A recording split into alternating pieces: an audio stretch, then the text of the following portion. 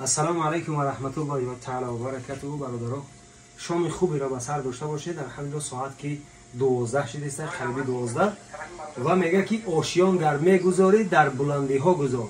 دکان ما هم در 12 میتجه الحمدلله در بلندی های.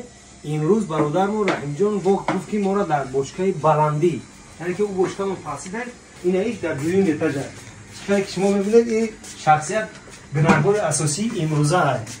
این همه رحیم پروداکت شد. این دیگه که عرق خوش ریخته است، لیکن وزیرش رو طاق نمیکنه. چشم سوخت.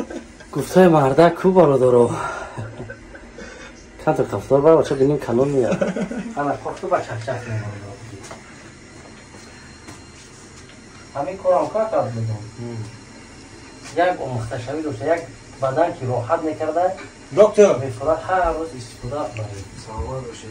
امروز در بلندی اینو نگاه کنید که در خیلی 12 با 12 اتاج بلندی.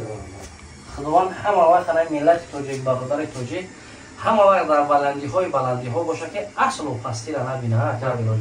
خداوند هر جایی که باشن سربلند و خانواده و قامت بلند باشن.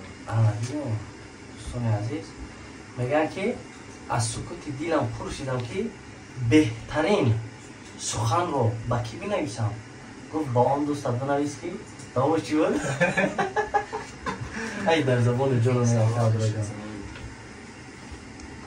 با اون نفر با دوست بنویس که این روزها هم میگذرد. هرچی آید بر سری فرزند آدم میگذرد. غم مخور بیهوده این دنیا زما هم بگذرد. دیدم شیخان عالم در طواف کعبه هر که شد غافل ز حق ذکر خدا هم بگذرد. در تن داری مریض از پی در ما بکش کردی کاربایی وقتی دوا هم بگذرد. ای شهانی شاعر ایجاد کن نگه که ورنه عمری تو در ورنه عمری شیرین در خواب بگذرد. ماشاءالله. یک سخنی برادر خوب شنیدنش خوبه. همون دوستی هست که ترا برای راست میبرن، نه اینکه با یک کلیانخانه و یک موربازی و یک جو دعوت میکنه و برای تو دوست نیست برادر جان. این روید نبرو که دوستی زبانیه، دوستی مال و پولای، دوستی که از سخن از اسلام میکنه، دوستی که برای راست هدایت میکنه. دقیق بدون که فایدهش که حد اقل در این دنیا درک نکردی در اون دنیا درک میکنی. بله همون سوال شما که کردی بی‌پروایی وقتی دوا، یعنی که میگه یک مثالی دیگر رسیم میگه اگر طبیب بو علی باشد دوا دشمن شود، وقتی ناامیدی چی آید آشنا دشمن شود. غم جدا، شادی جدا، دولت جدا دشمن شود. دولت انسان هم در انسان دشمن شده نمیتواند. مقصد که هر کجایی که مثلا ما هستیم باید در راه راست باشیم.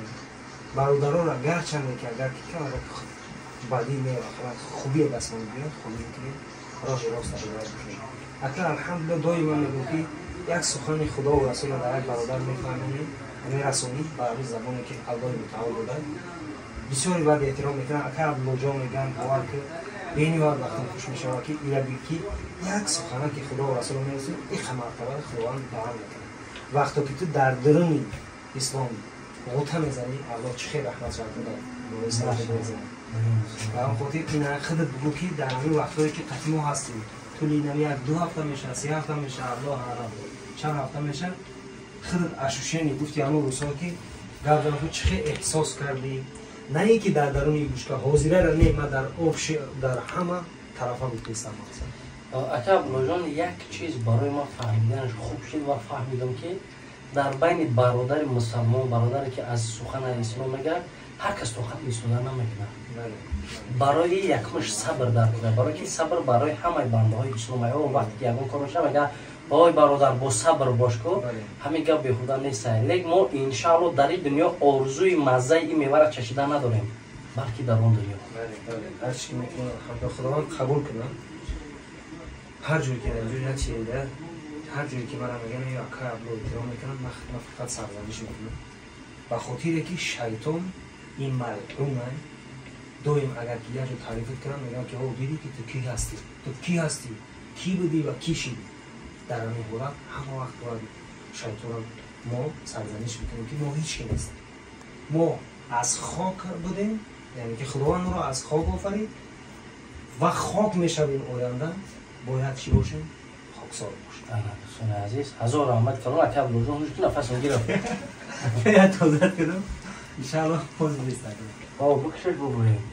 بهترین میگوییم. بابا شما درست پس اومده اگه نفسیتی. برادران امروز برادر ما رحیم جان که روش کم کم نرک داشت. دو تا روش گرفتیم اینا چه خیلی شما میبینید. چیکار داری برادران؟ سلامتیت خوبه؟ چرا احساس گام زدن کنی چی؟ باشه دیگه گام زدن. گام زدن همیشه این برادر روش گرفتیم اینا چه خیلی که میگیرن برادر جان. برای روی نرک داشتگی نه الحمدلله رو میگیرن خیلی. همین حجامه هم هر یک بانکایی که میگیریم هر یک جای مخصوص داره. از جمله مرا برای سر نیروی پشت میگیرن سرده یا که مثلا برای شهرک ها پشت جای مخصوص داره. برای پا درد این چونین برای مثلا روحی که نرک دارن و داغ دارن این خیلی الحمدلله رو گرفته میشود. چی میشود الحمدلله بزرگی الله همش بزرگی الله خوب میشود. این برادرمان رحیم جان ان شاء الله روز میگیریم ایروش انا بعد از گرفتن وقتی که بانک ها را که میگیریم ان شاء الله با سیامکه میکنیم و به سمع شما میرسونیم. بارک الله فیکم. استراحت که برادرم ان شاء الله قدیگه مونده. جون برو هم خیلی دردی بده دواش پادوسیان برادرم. خب الله حفظت کنه. اینا برادرای عزیز ایمان اینجا کانتر کشیده بود نه که خواستیم که از فرصت مناسب استفاده برده. برادرای عزیز هستن امروز که شانس داریم و برادرای خودمون که هستن محتاج یک نامرد نمیشیم. انشاءالله که بهتره با همه توصیه میتونم که یک آرامی دل یک عصب آرام کردن یک خونی تازه را ابنوی کردن بهترین میشود. هزار آمد که بلوزون دست آورد نبینه باوری کامل دارم اول از جانب الله مهربان بعدا شما برادرها سبب میشین انشاءالله. پیش بعد نگی گنده بزی با ما نه الحمدلله اینا نه حتی نمیفهمی کی زدگی میگم ببین تون که زدم که اشتباه چی شود اشتباه همین فردا که سیامکه دارن الحمدلله با هم خودی برای سیامکهاش گفت برادرمون که تیسرا نصف شود ما گفتم که الحمدلله کوشش میکنیم اولش به خاطر الله کوشش میکنیم که فردا پیش کمتر مونه پاگیزنیو کمتر میمونه. این زدگی ما الحمدلله که طولی 5-6 روز یک هفته نصف میشه میروه. رو ای همه جای اساسی که رو تیزتر داغش میروه.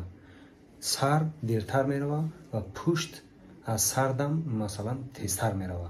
یکم از همه دیر سر میروه و پشت میروه و ای همه بر وقت رو میروه. یکم روی دیم پشتای سیم سر ها؟ بله دیدی؟ خیلی شما دا گفتی گپا اومد برای کار دعا باشید. خدا نگهبانتون برادرای عزیز. سلام علیکم.